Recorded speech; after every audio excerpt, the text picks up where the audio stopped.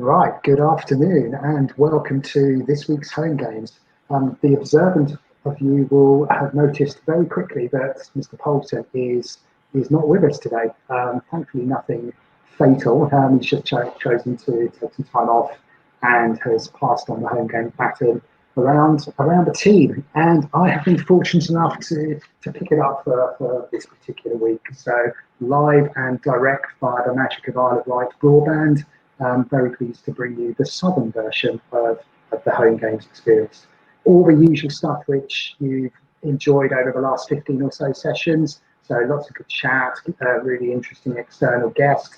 No T-shirt of the week this week, unfortunately, I'm afraid. So I've dressed up for the start of the cricket season, and I'm very pleased to say that the rain that has delayed the start inevitably has appeared to have disappeared. So I reckon by the time we're done in about 45 minutes, we might actually be able to get a bit of play across the water in Southampton. Everything else, as I said, with Home Games is as per normal. So if you've got any questions as we go along, then please smash them into the chat room, and I'll keep an eye on things. And if there's anything which is interesting which comes up, then I can put them towards our guest. As usual, we'll be lasting around about 40-45 minutes or so. See how we get on. But obviously, if anybody wants to jump out and go to Paraplanners Assemble, as they have just recently rebranded themselves to at 1300, then please do all of that. And I think that's probably it in terms of the logistics and the practicalities. So we're going to crack straight on with the subject in hand. Today's guest is Ben Peele from Portfoliometrix. So Ben, straight over to you. Tell me about yourself, and tell me, you can have the free hit of telling our audience what exactly Portfoliometrix is about. Sure. Well, thank you for having us, Mike. First of all, delighted and honoured to be making my debut on Home Games. Quick pitch about Portfoliometrix is we are a discretionary investment manager, but there are plenty of those out there. So why are we different? Really two main reasons. First of all, when we were set up 10 years ago, we invented this concept of mass customization, whereby any client, regardless of the size of their investable assets, can have a portfolio which is exactly customized to their needs and their requirements. So they're not in a risk bucket 3 or a risk bucket 5. And there's various tweaks around ethical, active versus passive. So there's many permutations which can be done. And then the other big difference for us versus other DIMs or DFMs is that we have our own suite of in-house tools. So we have our own risk profiler, cash flow modeling, portfolio construction, bespoke reporting, all of which sits under the same roof. So there's no risk of anything getting lost in translation. So that's really why we're different versus the other peers out there. From my perspective, I'm the UK MD there. So pull together all the strands that sit in the UK. So our investment management team, business development, and client services all reports into me. So that is who we and I am. Great. And as UK MD, how have you found the last few months? So, I mean, obviously it's interesting times. I think from a Portfoliometrix perspective, actually being very positively surprised. I think two things on that front.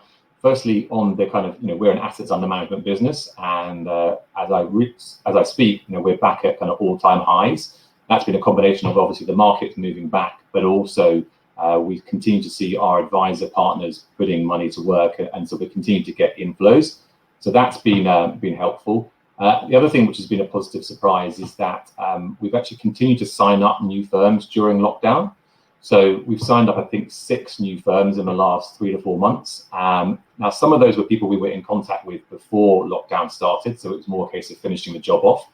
But interestingly, the proof of concept has been around, actually, we have signed 3 firms who we've never met before in person, obviously done a number of Zoom calls or Teams calls with them to do the training, to get them comfortable with our proposition. But that's been a positive surprise as to kind of, it certainly makes things a bit more efficient for my BD team.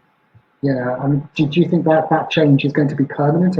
Obviously, yeah, the way Mr. Chesser and his team used to work in the old world, that I can't imagine they're driving up and down the motorways at the moment to go and see advisors. No, so I think, listen, we definitely, the ability to kind of work out earlier on and without having to schlep up and down the motorway or on a plane or a train basically makes a lot of sense for both, the potential client and for us. But we're still a very sort of people business. We're not a mass market offering.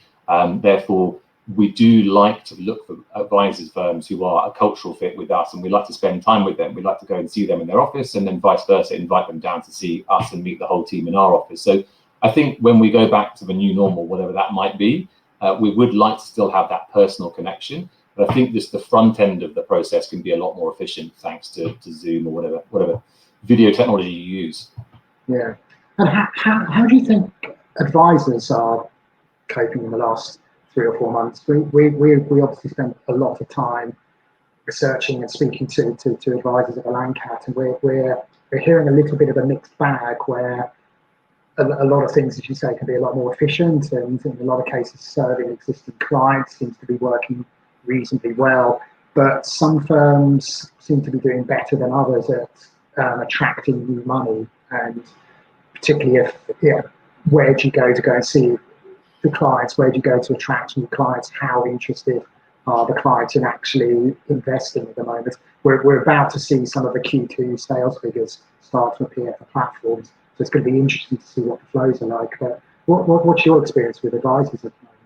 So I think on the positive front for advisors, at least the ones which we work with, not many of them have had to furlough staff because they wanted to keep that customer service element still ongoing. So that's been encouraging.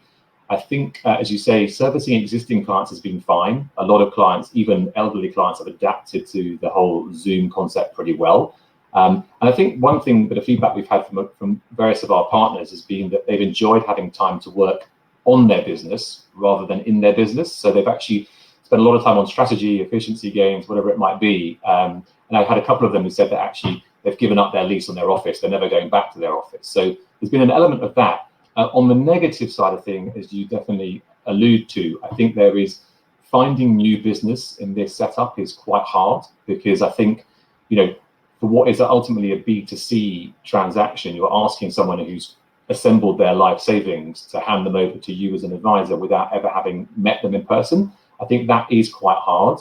And so having said that, obviously advisors, as you say, they need to find a way to do this. So I think they're leaning quite hard on referrals, and we're hearing that advisors where they're getting incoming from referrals, those are converting quite easily. And they're also having to find other channels. So they're working social media harder, they're working their website harder. So there's definitely ways of getting new business. I think it's just not as easy as it was in the old world. Yeah, and it's almost as if we planned it, but this issue of kind of trust and the importance of having the trust between the advisor and the client leads us very nicely into kind of the meat of the day, the main topic, the value of advice.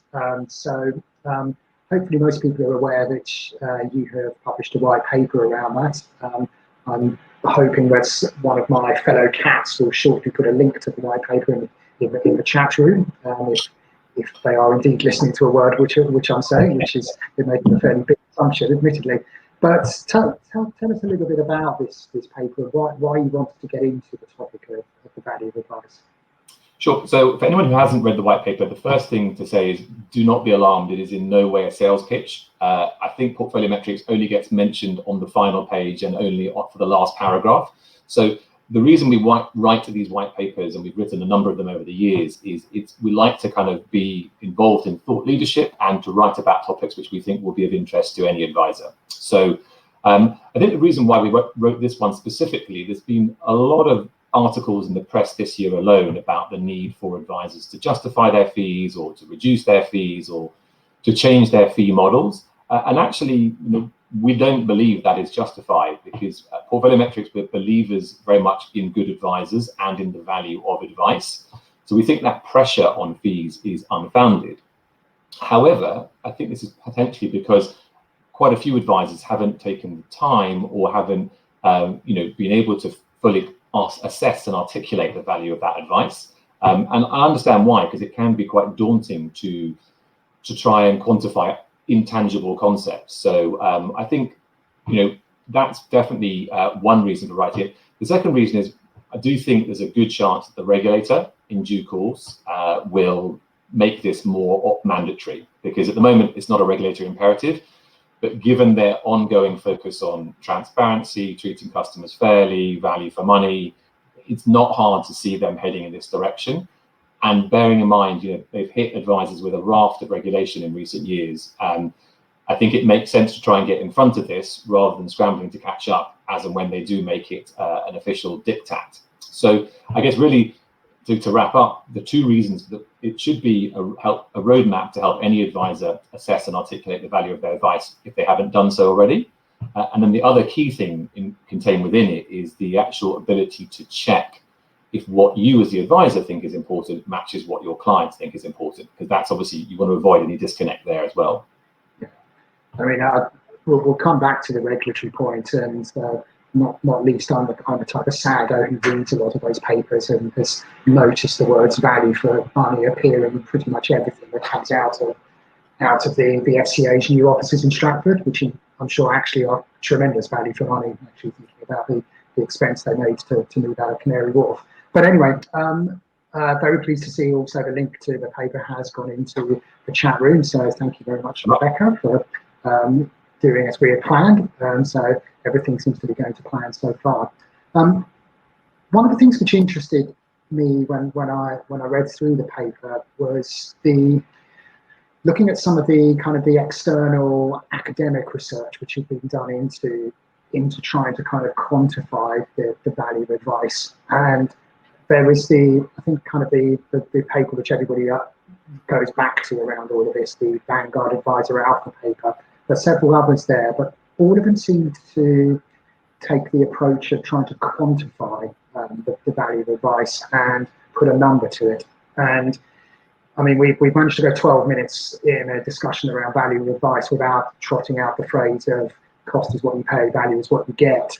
But it really struck me as I went through around all of this that it's pretty easy, or certainly very easy if you buy some of our research and some of our guides, to look at the costs of various investments and look at a heat map or whatever it might be to work out exactly what you're paying. And MiFID obviously has made a lot of improvements around all of that from a customer's point of view. The transparency has really, really improved. But the actual value you're getting around all of this is obviously it's subjective. The customer decides all around that. But that's the bit which is really, really hard to measure. It's hard to quantify the unquantifiable.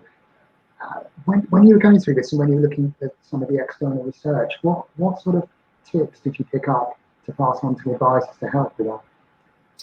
Well, I mean, on the external research, it's a good starting point. If any of the advisors haven't seen this kind of collection of studies, there's links to the full reports at the back of the white paper.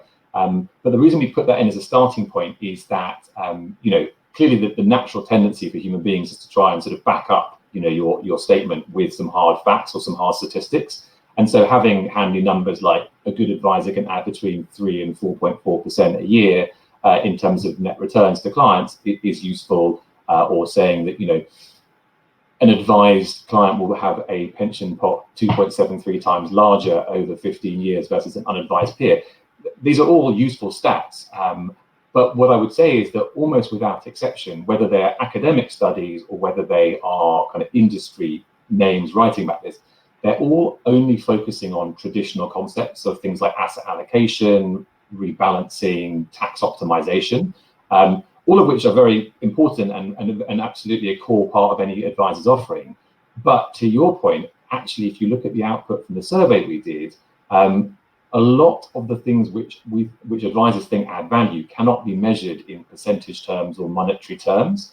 But I still think, and as a consumer of financial advice myself as well, that actually those soft skills or the intangibles are often potentially even more important to the end client, because a lot of end clients don't know what asset allocation actually means in practice, but what they do know is the kind of the peace of mind they get from outsourcing their finances to a trusted party, that they can contextualize in their head, even if they can't put a number on it. So you mentioned a survey which you did as part of this. So if I can do advanced skills on my Crowdcast navigation, then you should be able to bring up some. I'm either going to bring up a Now TV showing cricket, which would be very embarrassing if the boss looks back on this. If you do, it's fine, don't worry. Yeah, should be able to hopefully bring up some slides. Well, whilst we're looking for the slide, Mike, it might be just to give the listeners a quick sort of background as to how we did the survey. So the starting point was we brought together a bunch of advisors for a round table to discuss. We had, I think, a list of 20 or so suggested attributes, which we talked through with them and came up with a list which we put into the survey. So there were 20 attributes, which we then asked any survey respondent to, first of all, pick their top 5 out of those 20, and then beyond that to rank those 5 in order of importance 1 through 5. So we had, I think, over 200 advisors respond to this. And if you haven't taken the survey yourself and you want to see how your responses compare, page 6 of the white paper, there's a link where you can complete that. But the chart which you're showing here is the kind of the pie chart, which is we split the kind of attributes into 4 categories. And as you can see, soft skills or the intangibles or unquantifiables was the standout winner in terms of advisors ranking that within their top 5. And as you can see, as you go around the pie chart, followed by building a financial plan, putting the plan into action, and then finally ongoing service at 15%. What I would say to preempt any questions on this is the ongoing service at 15%, I actually think that all of the part of soft skills is ongoing service, and a good chunk of the part of putting a plan into action is also ongoing service. So actually in practice, if you aggregate all of those together, I think the amount which is sort of attributed to ongoing service is probably closer to sort of 60 to 70%. So just worth saying that, given there's obviously ongoing pressure about the concept of ongoing charges. Yeah, certainly. I mean, the ongoing service is obviously there's kind of the jungle drums are starting to beat from those nice new shiny offices in Stratford about the potential suitability of ongoing fees. And you're right. I think that when I looked at that initially, it struck me that, hang on a sec, only 15% of firms think this is actually of value, but there's a lot more. You're building a financial plan which requires ongoing serving and the soft skills that are needed to help deliver all of that as well. And obviously putting the plan into action is not just implementing it on day one. If we jump to the next slide, we have a little bit more detail. So Ben, talk me through what we can hopefully see here. Probably very small on people's screens, so I won't ask you to read it in this format. I think just to pick out a few points from this, as you can see, is that the standout winner by a mile was empathy. And I think over 3/4 of advisors selected that as being in their top 5. So you could see that was the standout winner.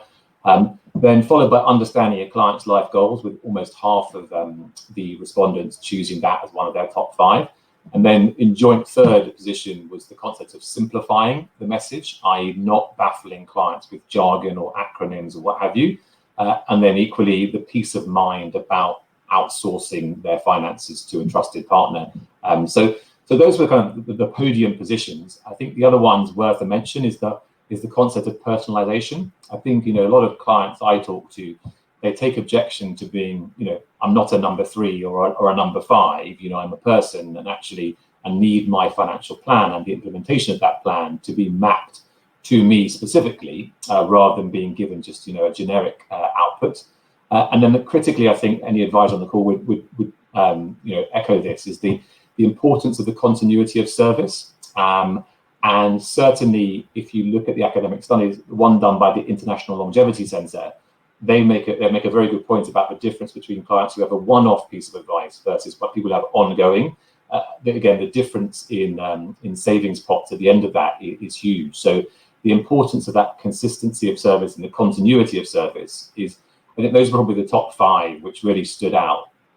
But equally, what I thought was interesting is at the other end of the chart is what are the things which advisors didn't rank as being especially important. So interestingly to me was that the fact that advice on how to maximize the impact of your charitable giving wasn't picked by a single advisor out of 200 plus. And you can also see things like advice on non-investment products was pretty unloved. And also I was quite surprised that the concept of like consolidating a client's financial affairs, pulling all the strands together to make it easy and accessible, didn't score, I think, 6%. So yeah, there were a few surprises for me at the other end of the spectrum. So Yeah, Yeah, I thought considering the entire family one down there at 6% is also it's something you hear a lot of tends to be driven by a lot of providers who quite would like advisors to consider the entire family and sell more of their stuff magically as a result of it. But as you say, it's rare that advisor firms are doing that, have any sort of formal process around that other than just an ad hoc. A rich client has some grandchildren who they want to deal with, that type of thing. Yeah, I mean, we've done one of our, we have a sort of young advisor event where we bring together young advisors from across our various partner firms, and we discuss just interesting topics. And one of the things we discussed previously is about demographics and intergenerational wealth transfer, and how you as an advisor position yourself for those clients' children or grandchildren who maybe as at today aren't profitable, but at some point are going to inherit the money. I think it's a really interesting topic, but it's, as you say, right at the minute, it doesn't seem to be in the top 5 for the advisors who responded, at least. Yeah, thinking about this from the client's point of view, and also kind of moving the conversation forward to where we start to talk about how advisors can kind of measure and maybe start to quantify some of this stuff. One of the things which troubles me slightly on this is that I look at some of these behaviours and some of these attributes and think that surely these are a bit of a given. If I work with a financial advisor, surely the advisor is going to have empathy with me, is going to simplify my financial needs, is going to, I don't know, implement things in a tax efficient manner. Do you think there's a danger that this actually kind of distracts from actually the skills of a qualified professional financial planner and what it is they're actually doing?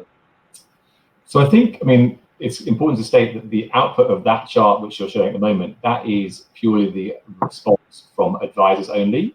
We are potentially planning a follow-up piece as to what clients think, because I think they might view things entirely differently. And again, in the white paper, we reference a piece of work done by, I think it was Russell, it was Morningstar, sorry, who basically they picked 15 attributes, asked advisors to rank them 1 through 15, asked their advisors' clients to rank them 1 through 15. There was some quite sizable disconnects. So I think, firstly, we need to make sure that the two are aligned.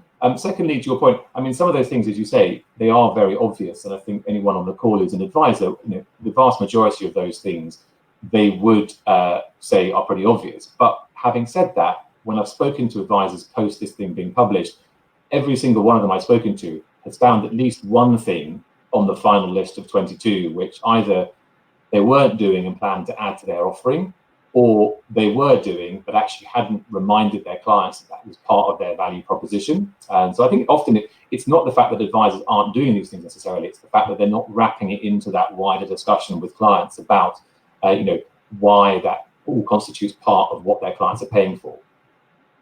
Yeah, right. I'm going to try and stop sharing the screen, so see what happens here. Oh God, what's going on?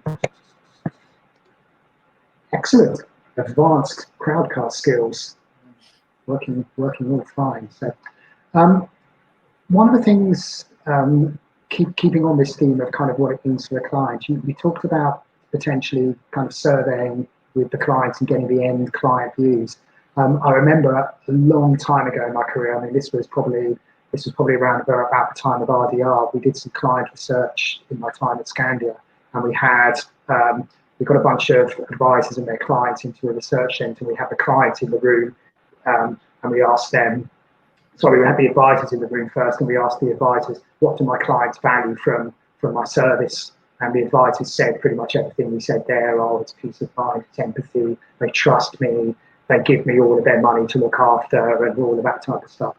And then we got the clients into the research room and put the advisors behind the mirror and asked the clients, and the clients were saying, yeah, don't really trust him. I've got loads of money with Hargreaves because I want to keep some stuff away from him.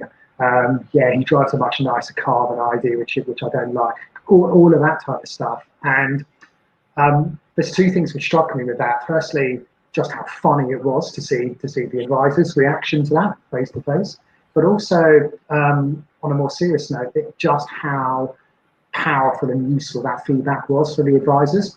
So once they've got over the initial shock and frankly, the embarrassment of having some schmuck from Scandia laughing at them whilst they were doing it. They went away and actually did something about it. And all of those firms now have regular kind of client surveys, client feedback, and particular loops around all of that. So tell us a little bit about kind of the survey you built in from the client side for this. Well, so I think what we've done is that we've given people the ability, or advisors the ability, to replicate the same survey which they would have completed to feed into the white paper to send to their clients. So it's going to send the clients the same 20 things to choose from, and then the actual reporting of the data will go back to the advisor directly, not to us, because obviously for GDPR reasons they need to control the data. But that will give the advisor a good sense as to if what they think is important matches what their clients think is important, and hence can pivot their offering or their articulation of their value in that direction if required. Because, like, just back to that Morningstar thing, just to give two examples. One would be that clients undervalued materially the whole concept of coaching or behavioral coaching.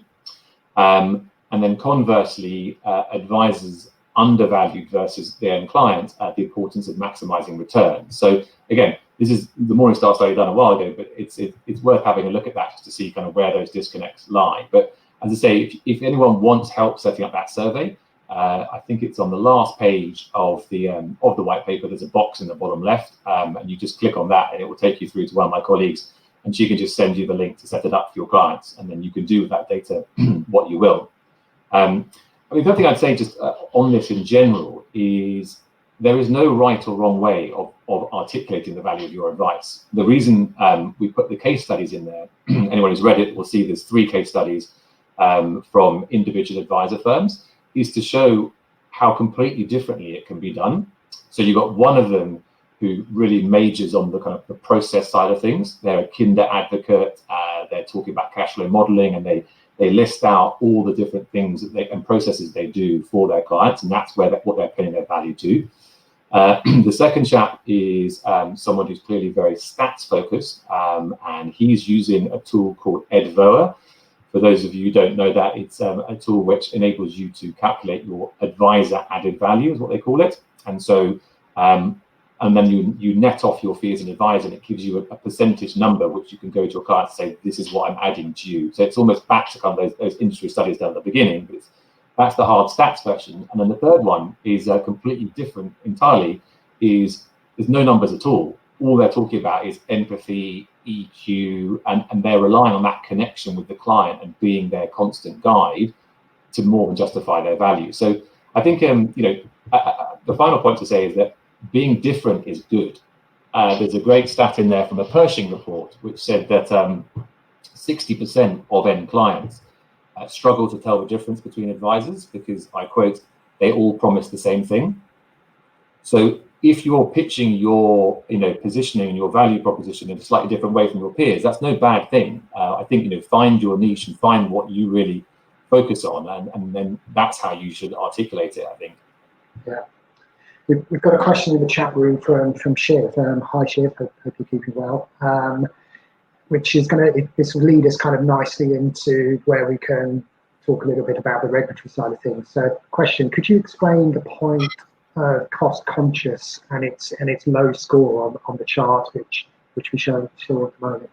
Yeah.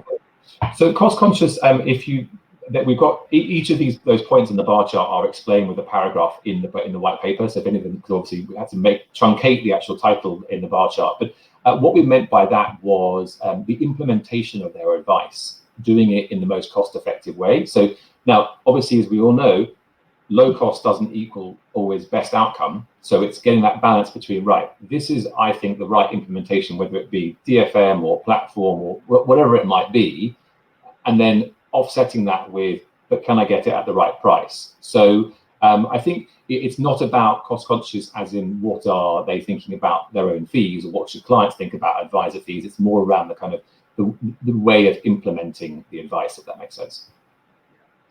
And obviously the regulator, when we're looking at advice, there's rules in there and guidance and good practice around assessing the suitability of an investment from a cost point of view, as well as the kind of wider suitability aspects. But on this kind of this theme of value for money, where kind of mentioned the regulator seems to be trotting out the phrase in pretty much everything they do. And within the asset management community, they're now required to do a formal assessment of value for money of their own products with independent oversight around all of that.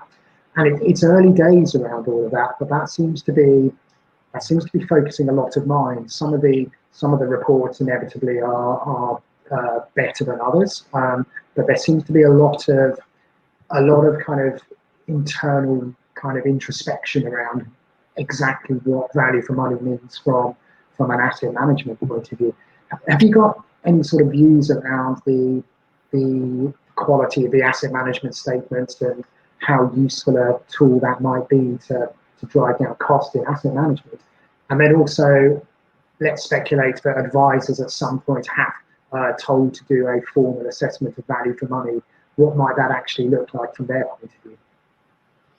So on the asset management side of things, clearly that's something which the regulator has set their sights on, particularly around the whole concept of clustering, which I know you guys have talked about before. I think, listen, from our perspective, we are always trying to get the best possible price. So we segregated share classes, whatever it might be, and that gets passed straight on to the end client. So, and I think there probably is still some wiggle room on that front. With regards to the kind of how, if it becomes a regulatory imperative to do this, how advisors can go about doing it, it's interesting. I had the feedback from a couple of other advisors was that, firstly, that advisors are not alone. Apparently, if you do a study of what a end client thinks any professional service, whether it be advisor, lawyer, plumber, whatever it might be, they always massively underestimate that number. And that's not because any of those people are overcharging. It's just because I think the end client often and potentially the regulator underestimates the cost of doing business.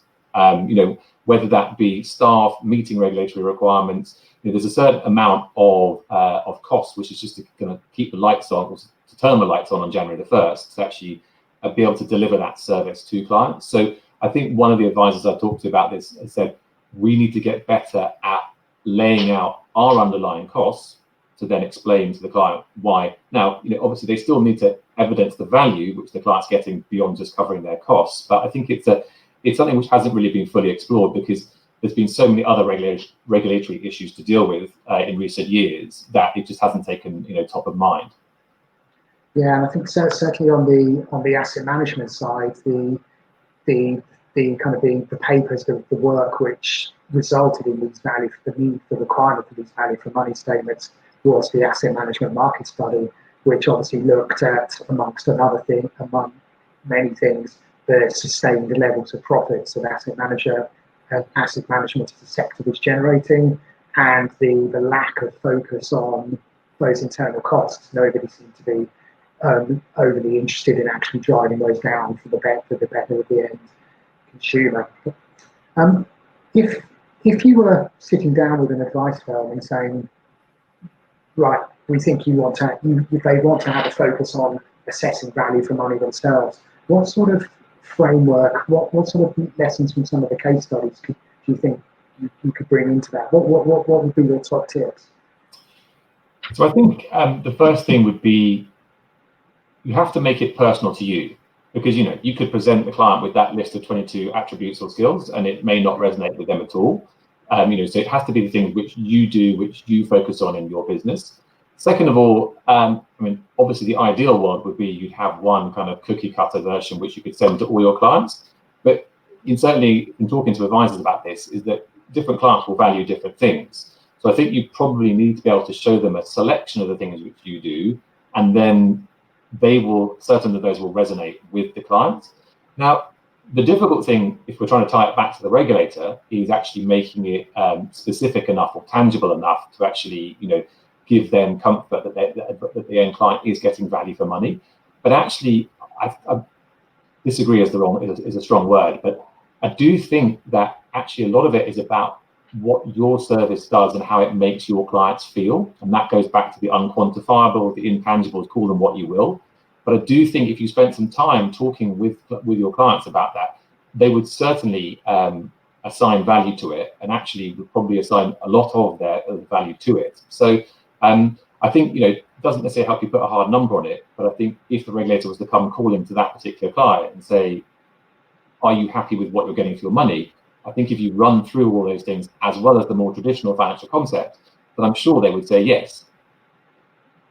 Do you think it would need, when they go through that process, it could potentially end up changing the way which firms charge their clients, either in the structure or the absolute amount around all of this?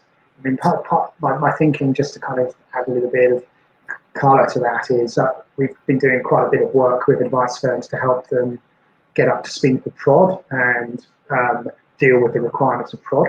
And for most firms who we go down this path with, then you very quickly, you can tick the compliance box for prod and be compliant with prod reasonably easily. But it starts to really focus the business owners, the decision makers there on this concept of value for money.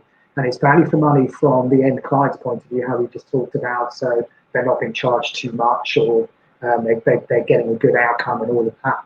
But also value for money from the business's point of view. So are there clients who you're undercharging? Are there clients who you're overcharging? Are there clients where they're just not profitable? And again, from a business owner's point of view, even in good times, that feels a little bit nuts to have clients on your books where you as a business owner are not getting value for money from. So yeah, the subject of fees, where do you think this all kind of fits into? So firstly, just a quick detour on the topic of prod, brief pitch. We also, our previous white paper, which is at the back end of last year, was on prod and how if there's any advisors listening who haven't sort of finalised their prod readiness, that's worth a read, because it just shows it's not as scary as it sounds, and it can be done in a sensible way for you as a business, but also in a better outcome way for your clients. So I think definitely prod, in my view, is a force for good. Most advisors don't like regulation for obvious reasons, because it's just time consuming and expensive. But this, I think, is definitely one which it definitely can help end clients and advisors to run their business, as you say, in a more streamlined fashion. In terms of thoughts on fees, going forward, should advisors change them? I mean, listen, I think my view is that I don't know of many advisors who charge, or possibly any, who charge more than 1%, and most people don't even charge that for ongoing. And I personally think that all the things which we list in the white paper from an ongoing perspective would more than justify that 1% a year, even just the ones which you can assign hard stats to. So I think that from if you wanted to justify continuing the status quo, I think you're very able to do so. I have heard talk anecdotally from people potentially capping fees or tiered fees as you get over certain limits, because there's a question around the whole ad valorem thing. I suppose to my mind, it's not really for us to comment, because it's for individual advisors to set their businesses up in a way which makes sense for them from a commercial sense, because ultimately they need to make money and shouldn't be covering clients where they can't make money. But equally, I think a lot of clients will not be worried about basis points if they're getting the service which they feel is valuable. Right. So we've got about kind of 6-7 minutes or so left on the allotted time. I'm afraid there's no joke of the week. I think Mark stopped doing joke of the week, but I was reliably informed that most of my potential jokes of the week would have been career ending. So we're giving that one a miss. So if anyone on the chat room has any questions which they want to send through, looks like somebody has put the link to your prod paper. Olivia Lee, does she work with you? She's a plant, yeah. Sorry about that. Ah, excellent. Yeah. So the link to the prod paper. Other papers around prod are available as well. So I should, for the sake of balance, add on that one. But yeah, if anyone on chat has any questions, now's an optimum time for that. Final thing, I guess, from kind of our script to the things we want to talk about. So your kind of pro tips to advisors beyond download your papers and read all about it. What's the kind of the real kind of things advisors you would urge them to start to think about and maybe implement in their business? On this topic in general? Anything, general, life. Well, I think, just on this topic, the key thing is back to the starting point. There's lots of noise out there about fees and pressure on fees, but anyone can compete on price. It doesn't tend to create a sustainable business model, first of all, and in our experience, doesn't necessarily lead to a better outcome for the client. So I think our view would be, and certainly the approach which we take with our business is, be explicit about your fees, tell your clients what they're getting for those fees, and then stand firmly behind the value of that, to actually deliver what you say you're going to deliver. I think at that point, then the topic of fees tends to go away, as long as you actually deliver what you say you're going to do. So I think that from that point of view, one piece of advice. The second thing would be just to actually formalize it, get it down on a piece of paper, because if it's in your head, then that's all well and good, and you might be able to articulate it in front of the client when they ask the question. But if you've actually thought through, right, what does my business specialize in? What do I really focus on? And then you can almost give the client the menu when it comes to that discussion point, right? This is what I feel like I'm doing for you. Which parts of this, are valuable to you, and which parts can I do less of? Because that goes back to the kind of efficiency gains. There will be some clients who don't care about parts of your offering, whether rightly or wrongly, but then actually you can focus more of your time on the things which they do care about. Okay. Commenting on the chat room from John. Hi, John. We're seeing an increasing number of advisors looking to move away from ad valorem fee models. £1 million client doesn't cost twice as much to manage as the 500k client. Absolutely, and that's certainly the firms we work with from a product perspective is looking at the wants and needs of those clients. And yeah, different clients are different, will cost a lot more to service. I can assure you that I don't fall into either of those brackets, but I'm going to be a pain in the arse to service a client because I'm going to read all of your MiFID cost and charges disclosure and all the rest of that stuff. So my cost of serving is going to be much higher than either of those two clients we've got there. Okay, I think that's it. Unless I've spent 40 minutes talking to myself and I've got loads of missed phone calls from Paulson telling me what the hell am I doing, then that seems to have gone pretty adequately well. So remains for me just to say, Ben, thanks very much for your time. Thanks very much for giving us the insight into the paper, and the papers, as we've seen, can be downloaded for free off your website. Next week, it appears that Mark's not doing another one of these next week as well. So who does he think he is? The boss, the business owner, or something like this? So next week, Steve is going to be on and talking about all things ESG with Jim Boyle from EQ Investors. So that should be a lot better than this one, frankly. Steve's really good at this type of thing, and the whole topic of ESG is also really good as well. But Ben, it's been really interesting. Lots of good feedback on the comment board. So thanks very much for your time. And if Mark lets me do another one of these, I'll see you again soon. Thank you very much. Cheers, guys. See ya.